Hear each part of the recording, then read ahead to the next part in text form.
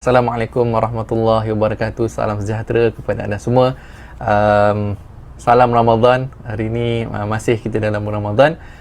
Namun perkongsian, sesi perkongsian ini saya teruskan kerana masih ramai sebenarnya yang ingin tahu bagaimanakah sebenarnya kita boleh melabur ke bursa saham menggunakan akaun satu. Okay, so sebelum ni mungkin ramai yang tak tahu lagi, tapi sebenarnya selain daripada kita boleh melabur dalam unit trust, akaun satu juga sebenarnya kita boleh gunakan untuk melabur dalam bursa Malaysia. Okay, so itulah tajuk kita pada hari ini, how to invest in bursa Malaysia using account one ataupun account satu.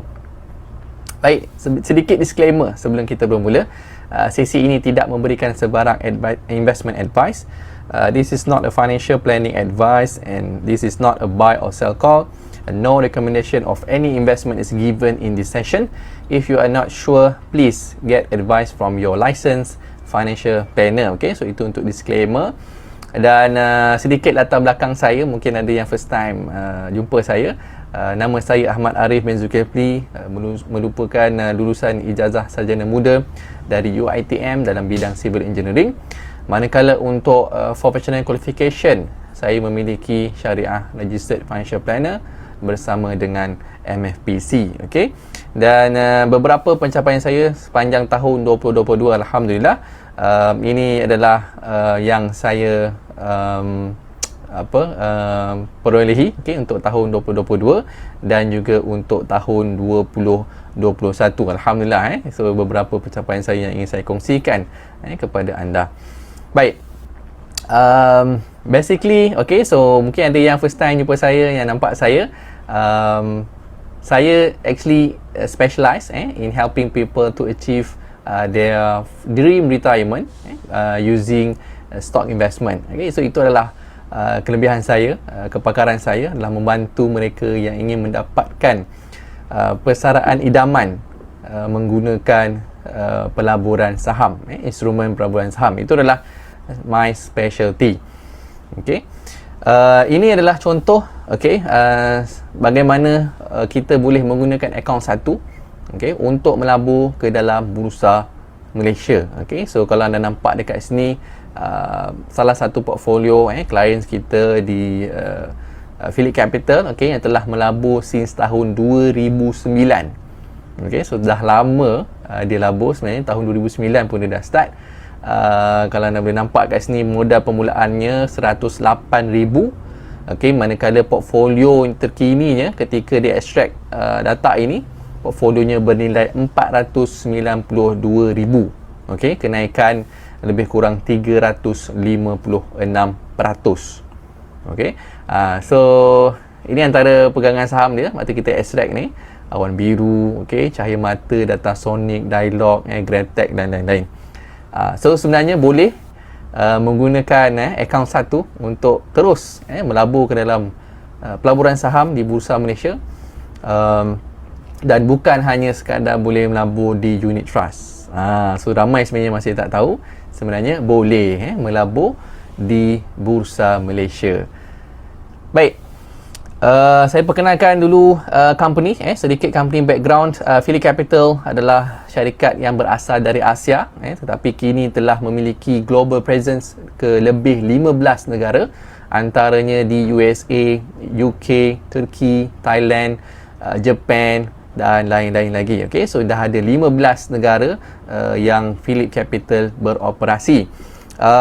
Diasaskan sejak tahun 1975. Currently AUM ataupun Asset Under Management bagi Phillip Capital adalah sebanyak 35 bilion US dollar dengan lebih daripada 1.5 juta clients seluruh dunia. Okay, so kita bukan syarikat yang baru ditubuhkan.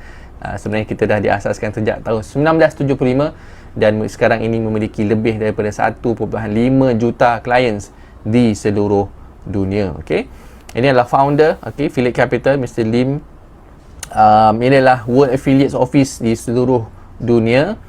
Dan structure Phillip Capital di Malaysia, okay, kita ada di atas Phillip Capital Holdings yang Berhad, kemudian di bawahnya ada Phillip Mutual Berhad, dan di bawah Phillip Mutual Berhad ada Phillip Capital Management Sdn Bhd. Okey, so hari ini kita akan fokus kepada Phillip Capital Management Sdn Bhd yang menawarkan portfolio management bagi pelaburan saham. Okey, ini ada beberapa office ataupun Phillip Investor Center yang kita ada di seluruh Malaysia, termasuk Sabah dan Sarawak.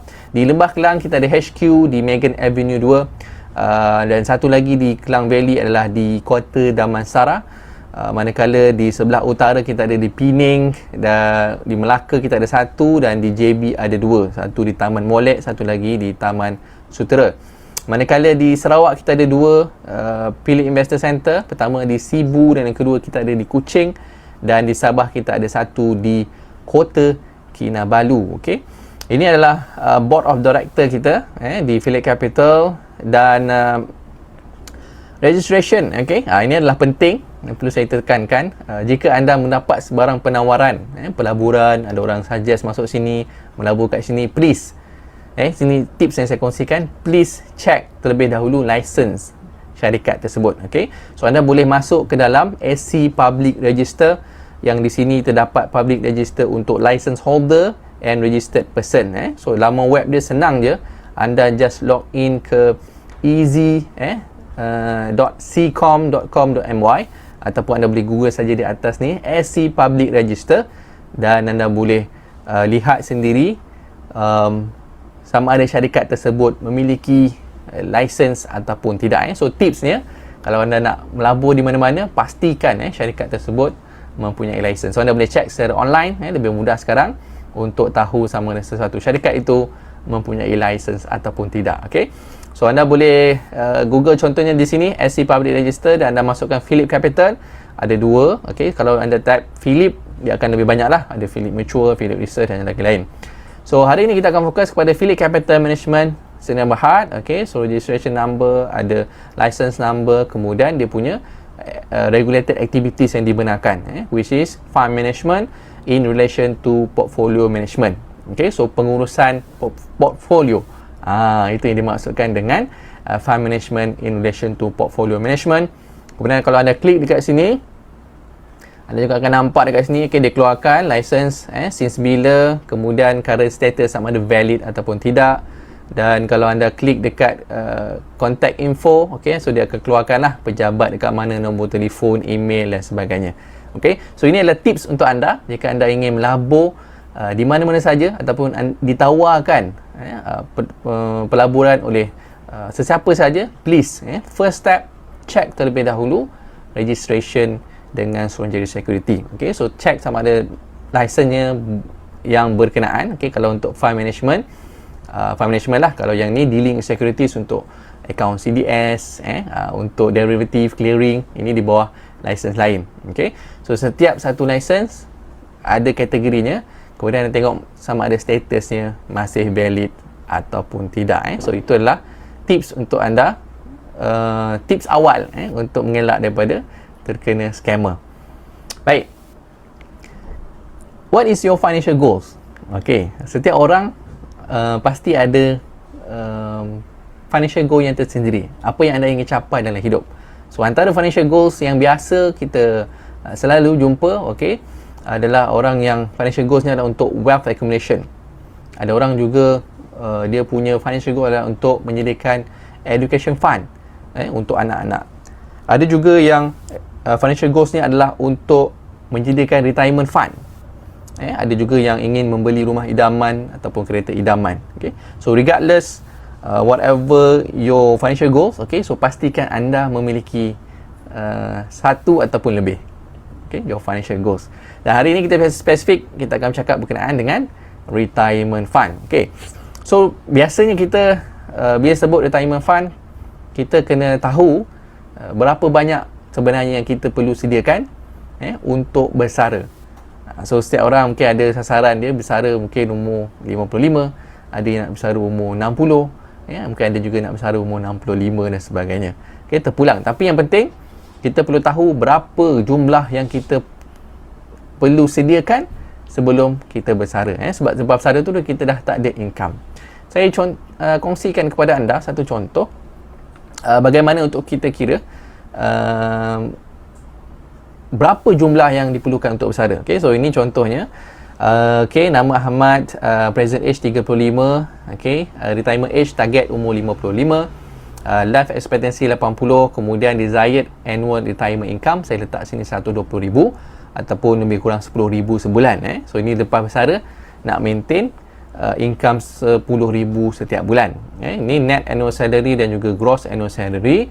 Kemudian existing dalam EPF ada berapa, rate EPF contribution, employer campur dengan employee. Kemudian kita masukkan inflation rate, EPF rate of return, expected wage growth, kemudian retirement investment rate. Kalau anda ada unit trust melalui iInvest ataupun ada juga menyediakan dana persaraan yang lain, contohnya PRS, anda boleh masukkan kat sini. Dan berapa target return untuk ada investment. Okay. So bila kita kira-kira menggunakan Happy Kira-Kira Tools ni, so jumlah yang saya perlukan untuk bersara adalah 4.3 juta. Okey, 4.3 juta, manakala amount yang available daripada existing EPF kita jangka dengan peningkatan gaji dan juga inflation rate. Pada umur saya 55, dijangkakan saya memiliki 1.6 juta melalui EPF tersebut. So saya ada kekurangan 2.6 juta. Okay, so untuk saya dapat desired retirement income 10,000 setiap bulan tu, sebab lepas 55 tu dah tak ada gaji, kita nak gunakan whatever saving yang kita ada, so saya perlu ada 4.3 juta. Saya short 2.6 juta, dan macam mana saya nak kena cover 2.6 juta ni adalah dengan melalui instrumen pelaburan. Okay, so saya cipta instrumen pelaburan yang lain untuk saya dapatkan jumlah 4.3 juta tadi. Jumlah yang diperlukan sekarang adalah untuk saya melabur setiap tahun kena ada 42,000. So 42,000 setiap tahun saya perlu allocate kepada investment supaya bila umur saya 55 nanti saya cukup dana persaraan yang perlukan, iaitu 4.3 juta. Okay, so this is very easy untuk calculate. Saya ada sediakan satu video di YouTube channel saya, anda boleh tengok bahagian tajuk retirement retirement planning. How much kita perlukan untuk bersara. Ada spesifik topik saya kongsikan di sana, so anda boleh tengok, ataupun anda boleh hubungi saya untuk saya bantulah kita go through sama-sama, kira berapa banyak yang anda semua perlukan untuk bersara nanti. Okay, so ini adalah jumlah yang saya perlukan, maka saya perlu melabur 42,000 setiap tahun. So saya perlu sediakan 42,000 setiap tahun untuk melabur. Okay, so hari ini kita cerita berkenaan dengan pelaburan akaun satu ke dalam saham. Okay, so sebenarnya dia menggunakan instrumen private mandate, ataupun orang biasa panggil private managed account ataupun managed account. So namanya lebih kurang maksudnya lebih kurang sama. Sama ada managed account, private mandate ataupun private managed account. So private mandates adalah satu bentuk pelaburan yang mana kita memberikan mandat kepada fund manager untuk menguruskan pelaburan-pelaburan saham kita. Okay, itu yang kita panggil sebagai private mandates. So meaning biasanya kita kalau nak melabur saham, kita lah buka akaun CDS, kita lah yang buat kajian, kita lah yang kena tekan button buy tu and sell, monitor dan sebagainya. Tapi private mandate adalah kita menyerahkan semua urusan kajian, monitoring, buy, sell, nak cut loss dan sebagainya itu kepada license fund manager. Okay, so itu yang dimaksudkan dengan private mandate. Dan mungkin ada yang sedikit keliru ataupun confuse antara perbezaan private mandate dengan unit trust. Okay, so private mandate adalah pelaburan yang kita berikan special, yang ditawarkan special kepada individu yang memiliki modal yang lebih. Okay, so unit trust ataupun initial investment adalah lebih rendah. Okay, so untuk managed account ataupun private mandate, modal permulaannya adalah lebih tinggi. Okay, dan kita sasarkan kepada high net worth dan juga untuk retail investor. Perbezaannya antara unit trust dan juga private mandate juga adalah daripada segi ownership of the shares yang dimiliki. Untuk unit trust normally kita melabur di dalam satu collective investment fund. Okay, so contohnya kita panggil fund ni fund A. So beberapa investor letak modal di dalam fund ini dan fund ini akan diuruskan oleh portfolio manager.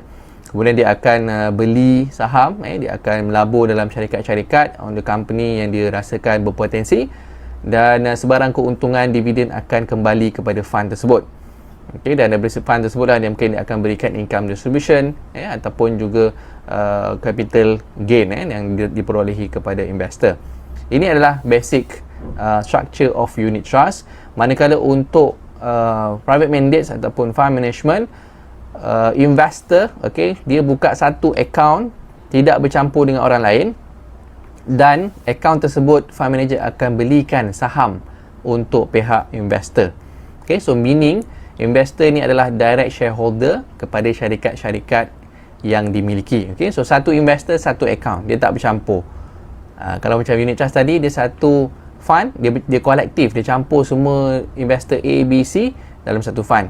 Untuk fund management, satu investor, satu account dia semua itu saham dia sahaja. So contohnya investor A, dia beli saham A, B, C. Investor B, dia ada saham D, E, F. So dia tak campur pegangan sahamnya. Dan the benefit adalah any capital gains setiap saham tu dapat terus kepada investor. Any dividend dapat terus kepada investor. Dan kalau sebarang corporate exercise, sama ada dari segi bonus issue ataupun right issue, terus juga akan dapat kepada investor. So dia tak ada macam dalam unit trust tadi, dia akan kembali kepada fund. So kalau dalam unit trust, capital gain, dividend, corporate exercise akan kembali kepada fund.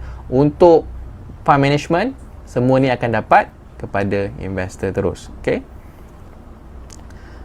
Dan kelebihan kita subscribe kepada investment management scheme ataupun fund management ni adalah investor akan dapat akses kepada portfolio fund manager yang akan uruskan pelaburan sahamnya. Dan di belakang portfolio fund manager ni dia ada analis, team of analyst yang akan membuat analisa, kajian dan membantu dan juga untuk support fund manager.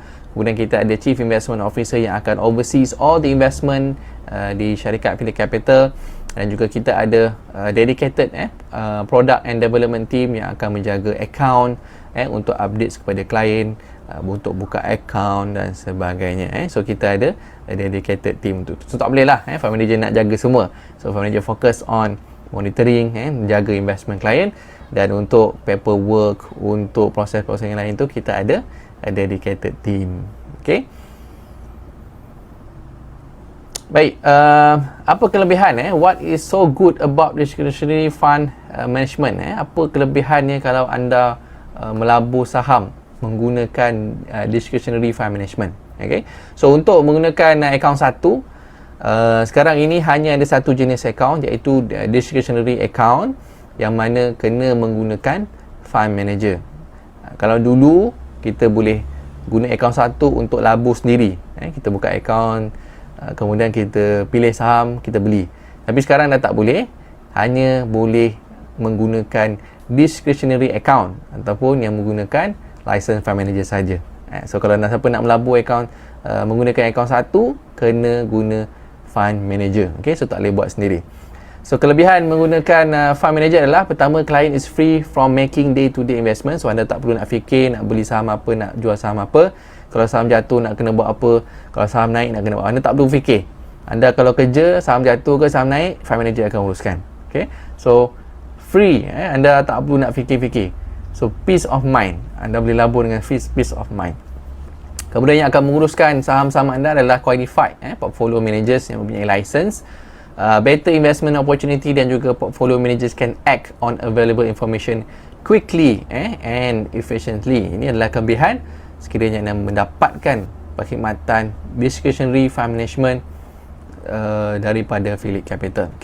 So dari segi karakteristik, setiap account yang saya katakan tadi, setiap investor akan ada dedicated account. Dia fokus kepada amount investment dia sahaja, dan juga investor juga boleh monitor serta memiliki saham-saham tersebut secara sendiri. So inilah portal yang anda akan dapat sekiranya anda membuka account bersama dengan kami. Dan setiap account anda akan boleh monitor sendiri, monitor je lah, tak adalah boleh tekan buy sell tu, anytime di portal 24/7. Selain daripada maintenance lah, kalau tengah buat maintenance tu tak boleh log in, but the rest Just in case anda nak login sebulan sekali, 3 bulan sekali, nak tengok perkembangan semasa, anda boleh login dan anda boleh nampak lah interface kat sini, pegangan anda dalam saham apa, berapa prestasinya, positif ke, negatif ke, untung, kalau untung berapa banyak, kalau rugi berapa banyak. It's very transparent. Kita tak ada nak sorok-sorok. Kita paparkan di portal. Setiap investor akan dapat akses kepada portal ini. So anda boleh access at any time on your own. Okay, but dia tak penting anda nak monitor pun, sebab ada fund manager yang tolong monitorkan. But just in case anda nak tengok prestasi semasa, anda boleh terus login. Okay, baik. Beberapa jenis mandates, okay, yang kita tawarkan di Affiliate Capital, ada beberapa. Kita fokus dekat sini yang menggunakan akaun satu. Kita ada jenis opportunity. Opportunity adalah mandates yang melabur dalam saham di Bursa Malaysia menggunakan ataupun dalam sektor mid and small cap, mid and small cap. Kemudian dalam mandates lain, kita ada juga untuk mandates blue chip, yang melabur dalam saham-saham blue chip di Bursa Malaysia. Kita ada juga untuk dividend enhance, serta kita ada saham yang melabur di dalam ESG, on environmental, social and governance punya stocks. Kita ada yang baru. Okay, so untuk opportunity ataupun yang melabur di dalam saham growth, so kita panggil sebagai growth stocks, adalah saham dalam kategori mid, medium and small cap. Dia bukan blue chip, dia dalam mid and small cap yang fokus kepada capital gain over long term di Bursa Malaysia. Antara contoh sahamnya adalah Datasonic, Hexstar, Saipak, Vitrox dan juga lain-lain. Ini tak semestinya dalam saham anda lah, tapi ini antara saham dalam kategori mid and small cap. Beberapa prestasi untuk klien kita yang dah labur di dalam private mandate ini, mandate opportunity ini. Contohnya di sini dia dah berlabur since tahun 2008 lagi dengan modal 42,500. Pada tahun 2021 portfolionya telah berkembang kepada 238,000, kenaikan lebih kurang 462% since tahun 2008. So focus this one untuk retirement, so dia fokus on long term investment. Kemudian yang ini bermula tahun 2009, daripada 100,000 meningkat kepada 492,000 dengan kenaikan lebih 300%. So inilah contoh portfolio semasa. But again, ingin saya remind, kita tidak menjanjikan keuntungan. Pelaburan ini mempunyai risiko. Tetapi kalau ada yang tanya, biasa orang akan tanyalah, prestasi macam mana, past performance ada tak yang dah perform. So of course kita ada track record, but again dia punya past performance tu doesn't indicate the future performance. Tapi dari segi clients yang dah invest dengan kita since tahun 2008, 2009 ada. Itulah track recordnya. So dia tak ada promise ataupun guaranteed return. Still dia ada risk. Kemudian ini contoh untuk blue chip. Blue chip adalah syarikat-syarikat yang mempunyai excellent reputation di Bursa Malaysia, di well established dan telah beroperasi bertahun, mempunyai independence earning dan juga normally blue chip ni memberikan dividen. So antara syarikat yang dalam kategori blue chip antaranya Tenaga, Bursa Malaysia, Dialog, Gamuda dan lain-lain. So ini contoh clients yang telah melabur di dalam blue chip mandate since tahun 2016. So prestasinya sejak 2016 dia labur 96,000 dan telah berkembang kepada 139,000 pada tahun 2021. So daripada 2016 sehingga tahun 2021. Ini adalah contoh mandates blue chip. Kemudian kita ada juga mandates yang fokus kepada dividen, yang kita panggil sebagai dividend enhance. Dalam mandates ini fokus kepada capital syarikat-syarikat yang memberikan high dividend yield. So inilah syarikat-syarikat yang biasanya mempunyai dividend yield yang tinggi. So mandates ini dia akan fokus mencari syarikat-syarikat ni, dia akan bertukar-tukar setiap bulan. So dia akan buat rebalancing pertukaran syarikat tu every month. Antaranya BIMB, Malakoff, Telework, Gas Malaysia, KLCC dan lain-lain. So ini adalah contoh mandates dividend. So dividend enhance adalah mandate yang fokus mencari dividend yield yang tinggi untuk investor kita. Dan selain daripada saham, okey, kita sebenarnya juga boleh melabur dalam unit trust. Okey, so kelebihan kita dalam unit trust di Phillip adalah kita mempunyai akses kepada banyak fund house, bukan hanya satu. Okey, so kita ada akses kepada Aberdeen, Affin Hwang, Interpacific, Kenanga, FIM, Principal, Maybank, M-Invest, BIMB, Namura, dan juga lain-lain lagi. So kita boleh mempunyai akses kepada lebih daripada satu fund house. So kita akan create siapa yang melabur dalam unit trust menggunakan private mandate ni, kita akan customizekan untuk investor special gabungan beberapa fund yang sesuai untuk investor. Okay, so contohnya dalam portfolio dia nanti akan ada Aberdeen, ada Eastspring, ada Kenanga, Manulife, Principal, RHB, Maybank, dan lain-lain lagi. So bukan hanya satu, so kita pick the best untuk investor. Kita gabungkan beberapa fund house, beberapa funds ke dalam satu portfolio klien. So tak perlu nak buka banyak account. Okay, so sebelum ni mungkin kena buka, kalau nak buka Kenanga, kena buka dengan Kenanga satu. Kalau nak buka dengan Eastspring, kena pergi kat Eastspring satu. Kalau nak pergi buka dengan RHB, kena buka RHB satu. Tapi yang ini kita dah consolidate semua dalam satu account. Kita akan belikan semua pelaburan-pelaburan dalam fund yang dirasakan berpotensi dan sesuai untuk investor kita ataupun untuk klien kita. Kemudian dari segi geografi, dalam mandate security ni juga kita akan pecahkan kepada beberapa negara. So kita tak fokus hanya kepada satu negara, kita akan pecahkan. Okay, US ada berapa persen, depends on dia punya risk profile. Kalau untuk moderate dengan agresif, dia akan ada perbezaan. So dia ada di US, kita pecahkan dekat Europe, ada di China, di India, Japan, Malaysia, rest of the world. So it's a mix of country allocation dan juga dari segi asset class. So ada bond dan juga ada sedikit cash. Kita pecahkan lagi. So dalam gabungan fund-fund tadi tu, yang ni sebenarnya contohnya di global, di US, di Eastspring ni mungkin contohnya di China, okay. Yang Principal ni di Asia Pacific, termasuk di India dan sebagainya. So kita diversifykan kepada klien dalam satu account. Dalam satu account tu kita pecahkan terus. Kita create the portfolio that is sesuai dengan dia punya risk profile, sama ada moderate or aggressive. Dua-dua boleh digunakan. Dan ini adalah contoh untuk return and risk. Return yang belah kiri ni, yang bawah ni adalah dia punya risk ataupun standard deviation yang kita panggil. So small cap and mid cap adalah yang paling tinggi risikonya, risiko yang paling besar dan juga dengan potensi return yang paling tinggi kat sini. Okay, so small cap and mid cap. Manakala blue chip di bawah daripada mid cap lah. So siapa yang buka mandate blue chip, risikonya lebih rendah compare to small cap dengan mid cap. Itu pun kita panggil sebagai opportunity tadi. Okay, dan untuk unit trust dia di bawah daripada blue chip. So dia still ada risiko dan juga mempunyai potensi pulangan.